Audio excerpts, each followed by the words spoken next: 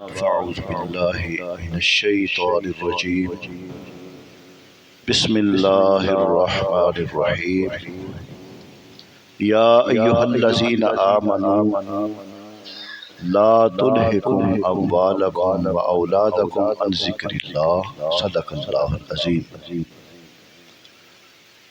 محترم سامعین و ناظرین، اللہ سبحانہ و تعالی نے ارشاد فرمایا، اے ایمان والو، تمہاری اولاد اور تمہارا مال تمہیں اللہ کے ذکر سے غافل نہ کر دے۔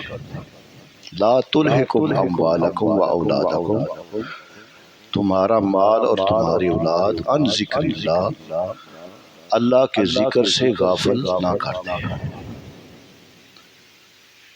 تو مال کا ملنا اور اولاد کا اللہ پاک کی طرف سے عطا ہونا، یہ اللہ کا فضل و احسان اس صورت میں ہے کہ جب تمہارا رہن سہن اللہ اور اس کے رسول کے احکامات کے مطابق ہو جائے، تم اپنی اولاد کی اچھی تربیت کرو اور مال کو اللہ کے راستے میں خرچ کرو۔ اس لیے علماء کرام اور صوفیاء اعظام فرماتے ہیں، غربت دنیا میں ایک آزمائش تو ضرور ہے، لیکن آخرت میں غربت بھی اللہ کا بڑا فضل و احسان ہے۔ نبی کریم صلی اللہ علیہ وآلہ وسلم ایک مرتبہ صحابہ کے درمیان تشریف فرما ہے، کہا میرے صحابہ عبد الرحمن بن عوف کو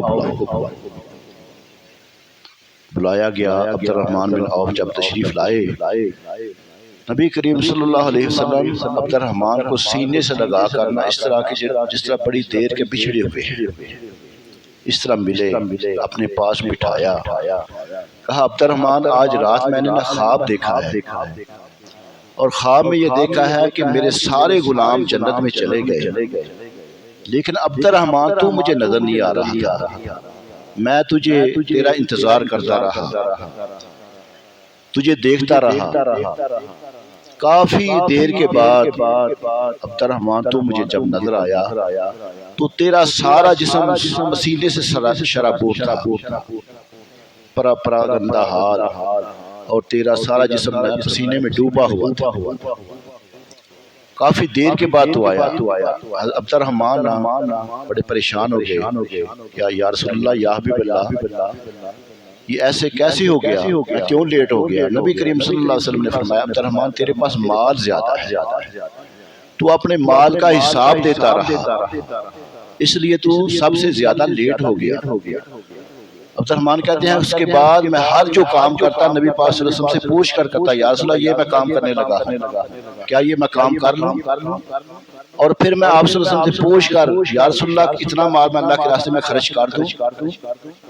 اس طرح میں اپنی زندگی گزارتا رہا۔ جب نبی پاک صلی اللہ علیہ وسلم کا وصال ظاہری ہو گیا تو ایک مرتبہ عبد الرحمن بن عوف نبی کریم صلی اللہ علیہ وآلہ وسلم کے کاشانہ کے باہر دھڑے کے اوپر بیٹھے ہوئے ہیں، بڑے پریشانی کے عالم میں سوچ بچار کر رہے ہیں، تو اچانک ام المومنین ام سلمہ رضی اللہ تعالیٰ عنہا آپ باہر تشریف لائی اور باہر آ کر پوچھا کہ عبد الرحمن کیا بات ہے، کیوں پریشان؟ کہنے لگے اماں جان، اصل بات یہ ہے کہ نبی پاک صلی اللہ علیہ وسلم کی ظاہری حیات میں جب کوئی بھی میں کام کرنے لگتا تو میں آپ سے پوچھ لیتا، اور یہ بھی پوچھ لیتا یا رسول اللہ میں کتنا مال اللہ کے راستے میں خرچ کروں۔ آج میرے پاس مال تو بہت زیادہ ہے، لیکن مجھے پتہ نہیں چل رہا میں کیا کروں۔ اماں جان آپ مجھے بتا دیں میں کیا کروں۔ تو ام سلمہ رضی اللہ تعالی عنہا محبوب خدا کی جدائی میں نا ان کی آنکھوں سے بھی آنسو روا ہو۔ عبد الرحمن میں تجھے کیسے بتا سکتی ہوں اللہ کے محبوب کی جگہ پہ میں کیسے آ سکتی ہوں؟ کہا اماں جان پھر بھی آپ مجھے کوئی حکم ارشاد فرما دیں۔ ام سلمہ نے کہا کہ عبد الرحمن اس طرح کرو، آدھا مال اللہ کے راستے میں قربان کرو، 50%، 40واں حصہ نہیں، زکوٰۃ تو 40واں حصہ ہوتا ہے، آدھا مال اللہ کے راستے میں خرچ کر دو۔ عبد الرحمن دوڑے گئے، آدھا مال اللہ کے راستے میں قربان کر دیا۔ اس کے بعد پھر حضرت ام سلمہ کی بارگاہ میں آئے، امی جان اب مجھے بتاؤ، اب میرا حساب آسان ہو جائے گا، اب میری بخشش ہو جائے گی۔ حضرت ام سلمہ رضی اللہ تعالیٰ عنہ فرماتی ہیں عبد الرحمن میں تیری اللہ کے محبوب کی بارگاہ میں سفارش کروں گی، اور اللہ کے محبوب اللہ کی بارگاہ میں تیری سفارش کی درخواست کریں گے۔ انشاءاللہ تعالیٰ اللہ کے محبوب کی سفارش، اللہ اپنے محبوب کی سفارش کو رد نہیں کریں گے، قبول فرمائیں گے۔ میرے مسلمان بھائیو، عزیز دوستو، حضرت صحابہ رضی اللہ تعالی عنہ بڑے غریب صحابی، نبی پاک صلی اللہ علیہ وسلم کی بارگاہ میں آئے، یا رسول اللہ، یا حبیب اللہ، میری لیے دعا کیجئے، اللہ پاک مجھے مال و دولت کی فراوانی عطا فرمائے۔ نبی پاک صلی اللہ علیہ وسلم نے فرمایا کہ اے میرے غلام، جتنا اللہ پاک نے تجھے دیا ہے نا، اس پر صبر کرو، یہ تمہارے لیے بہتر ہے۔ واپس چلے گئے، کچھ دنوں کے بعد پھر آئے، یا رسول اللہ میرے لیے دعا کیجیے۔ آپ صلی اللہ علیہ وسلم نے فرمایا کہ جتنا تیرے پاس ہے نا، یہ تیرے لیے بہتر ہے۔ تیسری مرتبہ پھر آئے، کیا یا رسول اللہ، یا حبیب اللہ، مہربانی کر کے دعا کیجیے، اگر اللہ پاک نے مجھے مال و دولت کی فراوانی عطا فرمائی کہ میں اپنا مال اللہ کے راستے میں خرچ کیا کروں گا۔ اللہ کے نبی نے اپنے ہاتھ اٹھائے، یا اللہ سالبہ پہ رحم فرما، اسے مال و دولت کی فراوانی عطا فرما دے۔ اب جیسے ہی اللہ کے محبوب نے دعا کی، وہی سالبہ جو بھی تجارت کرتا دگنا نفع حاصل ہوتا۔ پہلے 10 بکریاں تھی، چند ہی ایام میں 40 بکریاں ہو گئی، پھر ان کی تعداد میں اضافہ ہوتا گیا، اتنی زیادہ تعداد ہو گئی کہ وہ حویلی جو ہے نا وہ کم پڑ گئی۔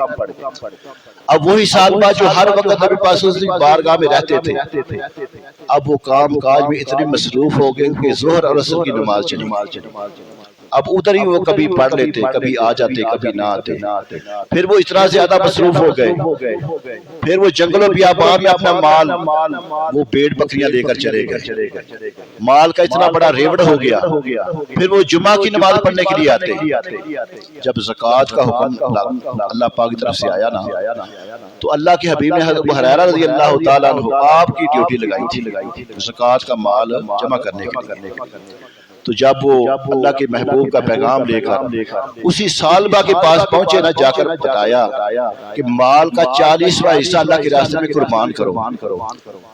جب انہوں نے حساب لگایا نا کہ ایک اونٹ پہ 5 بکریاں، جب انہوں نے یہ حساب لگایا، اتنا زیادہ مال و دولت کہ اتنی سینکڑوں ہزاروں کی تعداد میں بکریاں زکوٰۃ کی بن گئی، سوچ بچار میں مبتلا ہو گئے۔ اور یہ جواب نہیں دیا، کہا کہ جاؤ تم اللہ کے محبوب کی بارگاہ میں خود حاضر ہو جاؤ۔ اب اتنی بات بھی اللہ کی محبوب کی بارگاہ میں قبول نہیں تھی۔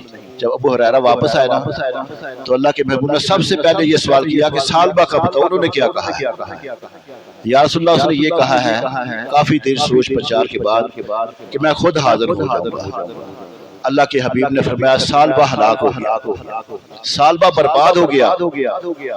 اب کچھ دیر کے بعد سالبہ نے جب سوچا نا کہ تیرے لیے کس نے دعا کی تھی اور کس مال کے حقیقی نے تجھے مال و دولت کی فراوانی کا مالک بنا دیا ہے، پھر چند دنوں کے بعد وہ بکریوں کا حساب لگا کر، وہ بکریوں کا ریوڑ لے کر اللہ کے نبی کی بارگاہ میں جب حاضر ہوئے، تو اللہ کے محبوب نے فرمایا سالبہ یہ اپنا مال لے جا۔ اب وہ وقت گزر گیا ہے، اب قبولیت کا وقت جو ہے نا وہ چلا گیا ہے، اپنا مال واپس لے جا۔ سالبہ اپنا مال واپس لیا، پھر قحط پڑ گیا، اتنا زیادہ مال و دولت کی ضرورت تھی۔ اللہ کے حبیب نے اپنے غلاموں میں اعلان کر دیا کہ جتنا بھی ہو سکتا ہے مال غرباء کے لیے اکٹھا کرو، حتیٰ کہ حضرت بلال حبشی کا ایک چھوارا بھی اللہ کے نبی کی بارگاہ میں قبول ہو گیا۔ لیکن سالبہ اپنا بکریوں کا ریوڑ لے کر آیا، مال و دولت کی فراوانی لے کر آیا، کہا سالبہ تیرا قبول ہے۔ پھر زمانہ گزرتا گیا، نبی پاک صلی اللہ علیہ وسلم کا وصال مبارک ہو گیا، پھر سیدنا صدیق اکبر کا دور خلافت، پھر وہ مال لے کر آیا۔ سیدنا صدیق اکبر نے کہا کہ سالبہ جو مال اللہ کے حبیب نے قبول نہیں کیا، میں کیسے قبول کر سکتا؟ پھر عمر فاروق کے دور میں ایسا ہوا، پھر سالبہ کا حضرت عثمان غنی کے دور میں وصال ہو گیا۔ میرے مسلمان بھائی عزیز دوستو، تجارت ایسی کرو کہ تجارت تجھے نفع دے، وہی مال تمہارے لیے ہلاکت کا باعث نہ بن جائے۔ جب یہ آیت کریمہ نازل ہوئی نا، اقتربت الساعہ، کہ حساب کا وقت قریب آ گیا، اور اس کے باوجود بھی لوگ غفلت میں پڑے ہوئے ہیں۔ تو انس رضی اللہ تعالیٰ اسی آیت کو نا اپنے ذہن میں بٹھا کر سوچ بچار کر رہے ہیں، بڑے پریشانی کے عالم میں۔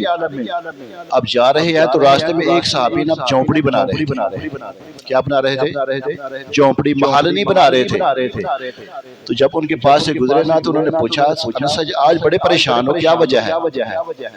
کہنے لگے کہ یہ آیت کریمہ جو نازل ہوئی ہے اس کے بارے میں سوچ رہا ہوں کہ اللہ پاک کا حکم آ گیا ہے کہ حساب کا وقت قریب آ گیا، اور اس کے باوجود لوگ غفلت میں پڑے ہوئے ہیں۔ وہ جو جھونپڑی پر آئے تھے صحابی، انہوں نے اسی وقت وہ اپنا پرنا جو ہے جھاڑ کر اپنے کندھے پہ رکھا اور جھونپڑی بنانا چھوڑ کر چل دیے۔ انس نے کہا کہ کدھر جا رہے ہو؟ انہوں نے کہا کہ میں اللہ کے محبوب کی بارگاہ میں جا رہا ہوں۔ جب حساب کا وقت قریب آ گیا کہ جھونپڑی بنانے کی مجھے کیا ضرورت ہے، میں آخرت کی فکر کرتا ہوں، اللہ کا ذکر کرتا ہوں، اللہ کے محبوب کو راضی کرتا ہوں۔ انس رضی اللہ تعالیٰ فرماتے ہیں ایک مرتبہ نبی پاک صلی اللہ علیہ وسلم کی بارگاہ میں ہم بیٹھے ہوئے تھے، حضرت عبداللہ بن عمر رضی اللہ تعالیٰ، انس بن مالک رضی اللہ تعالیٰ، تو کسی آنے والے نے دروازہ ناک کیا۔ اللہ کے محبوب نے فرمایا کہ میرے غلاموں دروازہ کھولو، جو آنے والا ہے نا اللہ پاک نے اس کو بغیر حساب کی جنت عطا فرمائی۔ کہتے ہیں ہمارے نا دیکھنے کا شوق اور بڑا، ہم دوڑ کر جا کر دروازہ کھولا تو دیکھا ایک نا سادہ سا بندہ ہے، بڑا گندا حال ہے، سادہ سے پھٹے پرانے کپڑے پہنے ہوئے ہیں، اور اس نے تازہ وضو کیا ہوا ہے، اس کے چہرے سے نا پانی کے قطرات ٹپک رہے ہیں۔ اللہ کے نبی کی بارگاہ میں حاضر ہوئے، بیٹھے کچھ دیر زیارت کرنے کے بعد پھر کہا حضور مجھے اجازت دیجیے، واپس چلے گئے۔ دوسرے دن ہم بیٹھے ہوئے تھے، پھر دروازہ ناک ہوا۔ اللہ کے محبوب نے فرمایا دروازہ کھولو، دروازے پہ وہ بندہ ہے جس کو اللہ پاک نے بغیر حساب کی جنت عطا فرمائی۔ جب ہم نے دروازہ کھولا وہی بندہ دوسرے دن میں آ گیا، یا رسول اللہ میں نے یہ سوال کرنا تھا، میں بھول گیا تھا۔ تیسرے دن پھر دروازہ ناک ہوا، ہم سمجھ گئے کہ وہی بندہ دوبارہ آ گیا ہے۔ جب تیسرے دن زیارت کر کے وہ واپس جانے لگا نا تو انس بن مالک عبداللہ بن عمر آپس میں مشورہ کیا کہ دیکھتے صحیح ہے اس بندے کا عمل کیا ہے کہ جس کے لیے اللہ کے حبیب فرما رہے ہیں بغیر حساب کے اللہ اس کو جنت عطا فرما دی ہے۔ عبداللہ بن عمر جو ہے نا وہ ان کے پیچھے چلنا شروع کرنا۔ جب وہ اپنے گھر میں داخل ہونے لگے نا تو کہا حضور میں آپ کا نا 3 دن مہمان بننا چاہتا ہوں۔ انہوں نے مڑ کر دیکھا، انہوں نے کہا یار تیرا گھر ہمارے گھر کی کوئی زیادہ دور نہیں ہے، کیا وجہ ہے؟ تو گھر سے کوئی جھگڑا ہو گیا، کیا وجہ ہے؟ اس نے کہا ایسے ہی سمجھ لو میں تمہارا مہمان بننا چاہتا ہوں۔ انہوں نے کہا ٹھیک، مہمان بنا لیا۔ اب وہ صحابی کہتے ہیں میں پہلے دن دیکھتا رہا یہ عمل کیا کرتا ہے۔ وہ نارمل نماز پڑھتا، عشاء کی نماز پڑھتا، ساری رات وہ نخراٹے لیتا رہتا، سوتا رہتا، صبح فجر کی نماز پھر جماعت کے ساتھ پڑھتا۔ اب صبح فجر کی نماز پڑھ کے وہ 1 سپارہ پڑھتا، میں 3 سپارے پڑھتا۔ وہ ساری رات سویا رہتا، میں صبح تہجد کی نماز بھی پڑھتا۔ تو عمل کے اعتبار سے میں نے سوچا عمل تو میں زیادہ کرتا ہوں، یہ مجھ سے زیادہ عمل بھی نہیں کرتا۔ 3 دن گزارنے کے بعد میں نے کہا اچھا بھی مجھے اجازت دو، میں واپس جانا چاہتا ہوں، میں جو دیکھنا چاہتا ہوں میں نے دیکھ لیا۔ تو انہوں نے کہا بھی آپ نے کیا دیکھا؟ انہوں نے کہا کہ میں آپ کا عمل دیکھنا چاہتا تھا لیکن میں آپ سے زیادہ عمل کرتا ہوں۔ اس صحابی نے پوچھا کہ کیوں تم ہمارا عمل دیکھنا چاہتے تھے؟ انہوں نے کہا کہ اللہ کے حبیب نے فرمایا ہے کہ اللہ پاک نے بغیر حساب کے تجھے جنت عطا فرما دی۔ مجھے یار بتاؤ تو سی تمہارا عمل کیا ہے جو میں نہیں دیکھ سکا؟ اس نے کہا یار میں تو گناہگار ہوں، میرا کوئی خاص عمل نہیں ہے۔ پھر اس نے کہا یار مجھے بتا دو تم کیا کرتے ہو؟ آخرکار کہ اللہ کے حبیب نے ایسی خوشخبری سنا دی۔ انہوں نے کہا اور تو میں کچھ نہیں کرتا، جب میں رات بستر پہ سوتا ہوں نا تو میں یہ گمان کرتا ہوں، میں اپنے نفس کا محاسبہ کرتا ہوں، اپنے دل پہ غور کرتا ہوں کہ کیا سارا دن میں کسی بندے کی دل آزاری تو نہیں کی، اور ہر بندے کو میں اپنے سے بہتر جانتا ہوں، اور یہ میں غور کرتا ہوں کسی کا حسد تو میرے دل میں نہیں ہے، اسی کو میں اللہ کی بارگاہ میں سچے دل سے توبہ کر دیتا ہوں۔ تو میں سمجھ گیا، عبداللہ بن عمر فرماتے ہیں کہ تیری نیت جو ہے نا وہ بہتر ہے، تو ہر وقت اپنے نفس کا محاسبہ کرتا ہے اور ہر ایک کو اپنے سے بہتر جانتا ہے، اور یہی عمل اللہ کی بارگاہ میں تیرا قبول ہو گیا ہے، اللہ پاک نے تیرے عمل کو اپنی بارگاہ میں قبول کر لیا ہے۔ تو میرے مسلمان بھائیوں، عزیز دوستو، اپنی نیتوں کو اچھا رکھو، اور جو بھی عمل کرو اللہ کی رضا کے لیے کرو۔ تجارت کرتے ہو تو تجارت کے وقت بھی اللہ کے احکامات کو پیش نظر رکھو کہ اللہ کے احکامات کیا ہے۔ اللہ پاک نے تجھے اولاد دی ہے تو اولاد کی اچھی تربیت کرو۔ اللہ پاک نے تجھے مال دیا ہے تو مال کو اللہ کی رضا کے لیے خرچ بھی کرو۔ ایسی تجارت کرو جو تمہیں ہمیشہ کے لیے نفع دے۔ اب کسی کو ہم دعوت دیتے ہیں نا، یار یہاں پہ افطاری کا انتظام ہے، تو آگے سے 100 باتیں ہم یار یہ کرنا چاہ رہے تھے، کسی کو دعوت دیتے ہیں ٹائر ہم مسجد میں لگا رہے ہیں۔